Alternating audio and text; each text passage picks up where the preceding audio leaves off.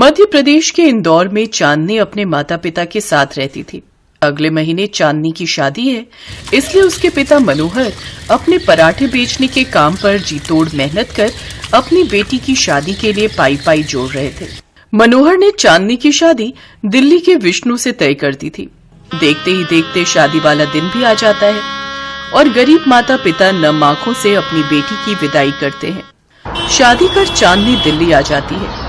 शादी की सारी रस्मों के बाद अगले दिन चांदनी अपनी पहली रसोई में हलवा और नाश्ते में मैगी पराठा बनाती है। अरे वाह, हलवा तो अच्छा बना है, लेकिन उससे भी स्वादिष्ट ये पराठा मैगी बनी है।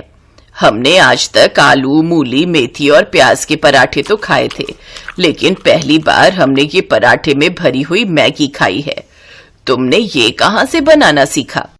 माँ जी, वो क्या है ना, बाबा पराठे बनाकर बेचते थे और जब कभी मेरा मन मैगी खाने का होता तो बाबा पराठे के अंदर ही मैगी भरकर मुझे खाने को देते थे।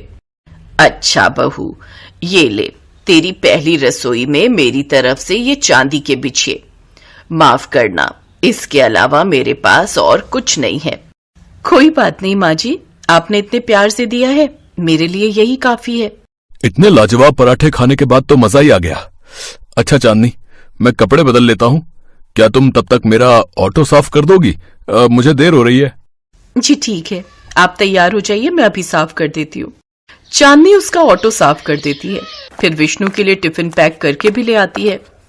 इतने में विष्णु तैयार होकर आ जाता है और अपना टिफिन लेकर ऑटो चलाकर ऑटो स्टैंड पर चला जाता है। आइए आइए, करावल नगर, शिव विहार, आनंद विहार, आइए आइए। भाई साहब, आनंद विहार चलोगे क्या है? और भाड़ा कितना लगेगा? जी 100 रुपए। ठीक है, चलो। विष्णु सवारी को ऑटो में बिठाकर उसकी मंजिल तक छोड़ देता है। ऐसे ही वो सारा दिन सवारी ढोने का काम करता और शाम को समय से घर लौट आता। ऐसे ही समय बीतता है।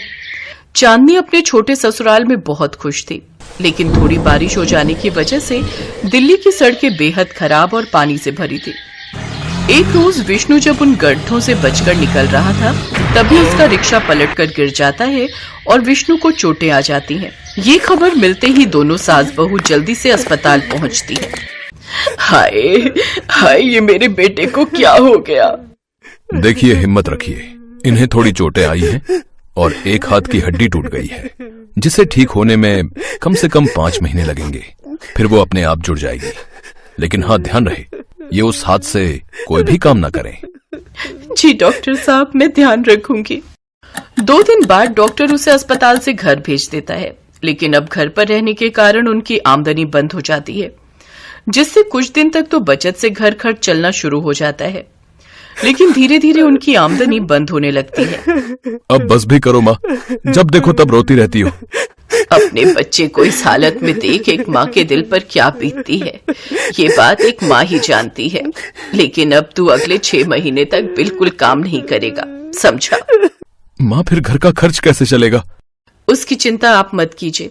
आप तो जानते ही मेरे हाथ के पराठा मैगी कितने टेस्टी होते हैं, तो क्यों ना मैं मॉडल टाउन में स्टॉल लगाकर मैगी पराठा बनाकर बेचूं।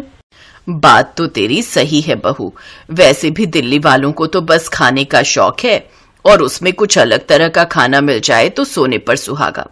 मुझे लगता है तेरा ये पराठा मैगी स्टॉल काम कर जाएगा। अगले दिन से ही बचत के कुछ पैसों से चांदनी मैगी के ढेर सारे पैकेट ले आती है, साथ ही जरूरत का और सामान भी ले आती है। वो अपने बाबा के साथ अक्सर ठेले पर जाती थी, इसलिए वो अच्छे से जानती थी कि क्या कैसे बेचना है। वो अगले दिन से ही अपना स्टॉल मॉडल टाउन में लगा लेती है। तभी मैगी देखकर उसके पास कुछ यंग लड़के लड़कियां आते हैं। अरे वाह यार, मैगी बहुत दिन हो गए खाए।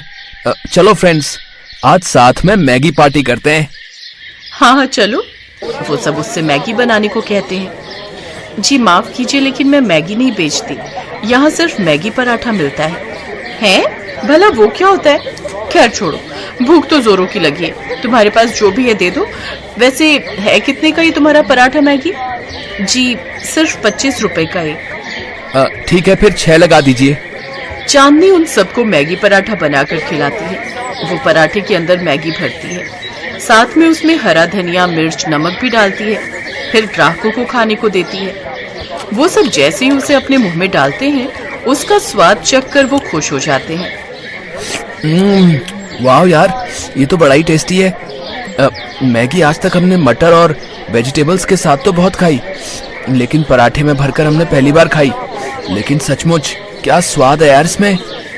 हाँ, अब तो हम हमेशा ये मैगी पराठा ही खाएंगे। कुछ ही दिनों में उसके स्टॉल पर लोगों की भीड़ लगना शुरू हो जाती है और उसके मैगी पराठे की खुशबू से लोग उसकी ओर खींचे चले आते हैं। कुछ ग्राहक उसके वीडियोस बनाकर सोशल मीडिया पर भी डाल देते हैं, जिससे उसकी कमाई और कई गुना बढ़ जाती है। अब तो उसके पास ग्राहकों के साथ साथ जोमेटो और स्विगी से भी ऑर्डर आने लगते हैं और अब वो पूरे देश भर में दिल्ली वाली बहू का मैगी पराठा स्टॉल से फेमस हो जाती है। ऐसे ही 6 महीने बीत जाते हैं और अब विष्णु भी पूरी तरह ठीक हो जाता है। अब वो भी अपनी पत्नी के साथ मिलकर पराठा मैगी बेचता है। इस 1 साल में उनकी किस्मत पूरी तरह बदल जाती है और वो फर्श से अर्श तक आ जाते हैं। अब वो अपनी और भी ब्रांचें खोल लेते हैं, जिससे वो दिन दुगनी रात चौगुनी तरक्की करते हैं।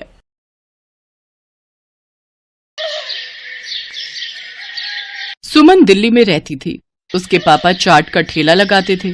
सुमन भी इस काम में अपने पापा का साथ देती थी। पापा, ये लो, सारे गोलगप्पे भी तैयार हो गए और पानी भी बना दिया। बस मीठी चटनी आप बना लो, मैंने हरी चटनी बना दी है। सुमन बिटिया, सारा काम तो तूने ही कर दिया। तू तो मेरी आदत खराब कर रही है बेटी।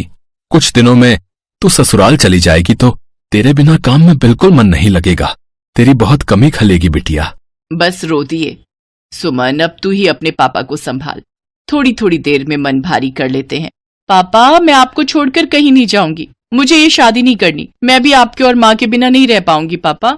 नहीं बिटिया, ऐसे नहीं कहते। बेटियों को अपने ससुराल जाना ही होता है। केशव बहुत अच्छा लड़का है, तो ससुराल में बहुत खुश रहेगी। सुमन की शादी सूरत में तय हो गई थी। 1 महीने बाद सुमन की शादी थी, इसीलिए सुमन अपने माता पिता से दूर दूसरे शहर जाते थोड़ा उदास थी। सुमन बड़ी थी और एक छोटा भाई था जो अभी पढ़ रहा था। धीरे धीरे 1 महीना बीत गया और सुमन की शादी का दिन आ गया। सुमन के माता पिता उसे राजी खुशी डोली में विदा करते हैं। शादी के बाद सुमन दिल्ली से सूरत अपनी ससुराल आ जाती है। सुमन का पति केशव एक गैराज में गाड़ियों की मरम्मत करता था। सुमन समझदार थी, उसने आते ही पूरे घर को संभाल लिया। बस बहू, मैं और रोटी नहीं लूंगी, केशव को दे दे। बस एक ही रोटी देना, पेट में बिल्कुल भी जगह नहीं है। इतना स्वादिष्ट खाना बनाया है बहू कि मैं एक रोटी भूख से बढ़कर खा गई।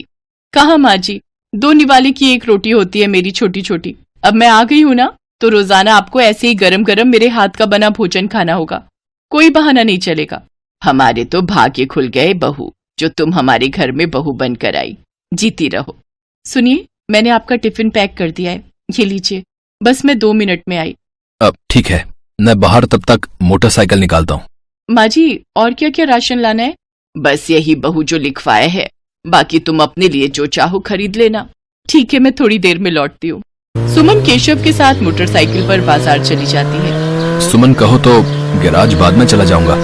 तुम अकेले घर सामान लेकर कैसे जाओगी? अरे आप चिंता मत करो, मैं ऑटो ले लूंगी।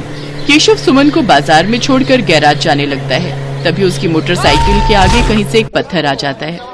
केशव की मोटरसाइकिल लड़खड़ा जाती है और वो बहुत तेज गिरता है। केशव को काफी चोट आ जाती है। सुमन कुछ ही दूरी पर थी। हे ईश्वर, ये क्या हो गया? भाई साहब, थोड़ी मदद कीजिए। चिंता मत करो बहन जी, सब ठीक हो जाएगा। कुछ लोग सुमन की मदद करते हैं और केशव को बराबर के अस्पताल में ले जाते हैं। डॉक्टर केशव का इलाज करता है। कुछ देर बाद केशव को आराम मिलता है। ज्यादा गंभीर चोटें तो नहीं थी, पर केशव के पैर की हड्डी टूट गई थी। 2 दिन बाद केशव को छुट्टी मिलती है। माँ, मैं ठीक हूँ, बस पैर की हड्डी में ही तो फ्रैक्चर है। कुछ महीनों में मैं ठीक हो जाऊंगा, चिंता मत करो। अरे माँ हो ना बेटा, तू नहीं जानता, जरा सी खरोच भी बच्चे को आ जाए तो माँ का कलेजा निकल जाता है। और फिर तेरे तो इतनी चोट आ गई है। अब तो कुछ दिन के लिए गैराज भी नहीं जा सकता। जाना भी नहीं है, डॉक्टर ने अभी 6 महीने रेस्ट के लिए बोला है। आप चिंता मत करो, पैसों की कोई तंगी नहीं आएगी। मैं कोई काम शुरू कर देती हूँ ताकि घर में थोड़े पैसे आते रहें। तभी सुमन के माता पिता भी दिल्ली से आ जाते हैं। सुमन ने उन्हें फोन पर केशव के एक्सीडेंट की बात बताई थी, जिसे सुनकर वो रह नहीं सके। अब दामाद जी, काम की कोई चिंता मत करो। सुमन ने मेरे से चाट बनाना बहुत अच्छे से सीखा हुआ है। सुमन बिटिया, तू यहाँ सूरत में दिल्ली वाले गोलगप्पे शुरू कर, वो तो बहुत अच्छे बनाती है। कुछ दिन मैं यहाँ रुक जाता हूँ, जब काम सेट हो जाएगा तब मैं वापस चला जाऊंगा। हाँ पापा, ये ठीक रहेगा। दिल्ली वाले गोलगप्पे यहाँ बहुत अच्छे चलेंगे। हमारे इधर आसपास किसी ने भी दिल्ली वाले गोलगप्पे का काम नहीं शुरू किया हुआ। केशव बेटा, आप सारी चिंता छोड़ दो। पापा और मैं कुछ दिन अब यहीं रहेंगे। शुक्रिया माँ, शुक्रिया पापा, आपने मुझे बहुत हिम्मत दी है। ऐसी बहू और ऐसे समधी सचमुच बहुत नसीब वालों को मिलते हैं।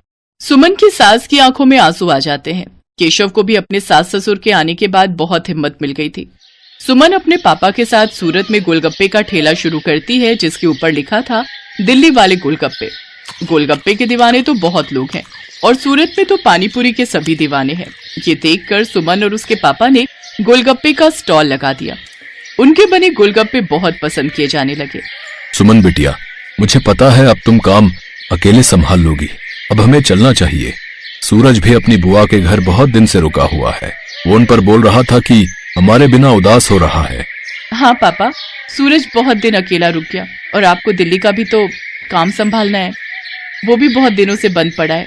अब तो मैं सब कुछ संभाल लूंगी, आप मेरी चिंता मत करो। सुमन के माता पिता वापस दिल्ली लौट जाते हैं। उन्हें आए हुए भी बहुत समय हो गया था। अब सुमन अकेली रोजाना गोलगप्पे का ठेला लगाने लगी। वो रोजाना सुबह उठकर गोलगप्पे और बाकी का सामान तैयार करती और बाजार निकलती। कुछ भी कहो सुमन दीदी, आपके गोलगप्पे का जवाब नहीं है। हम सारी सहेलियां रोजाना शाम को स्पेशली मार्केट आपके गोलगप्पे खाने के लिए आती हैं। हाँ सुमन दीदी, ये तो सच है। बहुत टेस्टी गोलगप्पे होते हैं आपके, साथ में खट्टा मीठा पानी। बहुत बढ़िया बनाती हो आप। बस आप सब ग्राहक तारीफ कर देते हो, मुझे काम करने में और प्रेरणा मिलती है। ये लो, इसी बात पर 2 गोलगप्पे फालतू खाओ। सुमन रोजाना ऐसे ही शाम के समय बाजार में ठेला लगाती थी। धीरे धीरे सुमन के गोलगप्पे पूरी सूरत में फेमस होने लगे। अब तो उसे शादियों और पार्टी के भी ऑर्डर मिलने लगे। इस काम में सुमन की सास भी उसकी मदद करती थी। कहीं भी शादियों और पार्टी के ऑर्डर मिलते तो सुमन अपनी सास के साथ जाती और वहां पर अपना स्टॉल लगाती। स्टॉल पर दिल्ली वाले गोलगप्पे लिखा देखकर लोगों की भीड़ सबसे पहले वहीं पर टूटती थी। बहुत अच्छे पैसे कमा लिए सुमन ने। फिर एक दिन सुमन केशव और अपनी सास से बोली, सुनो, अब तो तुम्हारी तबीयत में थोड़ा सुधार हो गया है। मैं सोच रही हूँ तुम गैरेज का काम छोड़ दो, हम गोलगप्पे की एक दुकान खोल लेते हैं। अब तो हमारे पास अच्छे पैसे इकट्ठे हो गए हैं, हम कुछ कारीगर भी रख लेंगे। सुमन, तुमने तो मेरी पूरी जिंदगी बदल दी। कहते हैं एक आदमी की सफलता में एक औरत का हाथ होता है, और तुमने तो मेरा बहुत साथ दिया है। तुम जैसा चाहती हो हम वैसा ही करेंगे। जीते रहो मेरे बच्चों। सुमन की मेहनत से सब कुछ अच्छा होने लगा। केशव और सुमन बाजार में किराए पर एक दुकान ले लेते हैं, जहां पर वो अपने साथ साथ कुछ कारीगर भी रखते हैं जो इस काम में उनकी मदद करते थे। कहते हैं परिस्थितियां तो जीवन में आती जाती रहती हैं। परिस्थितियों से डरकर नहीं बल्कि परिस्थितियों का मुकाबला करके ही जीवन को सरल बनाया जा सकता है। जो व्यक्ति संघर्षों से लड़ता है वही ऊंचे मुकाम प्राप्त करता है, जैसा सुमन ने किया। वो परेशानियों से डरी नहीं बल्कि उनसे बचने का रास्ता ढूंढा।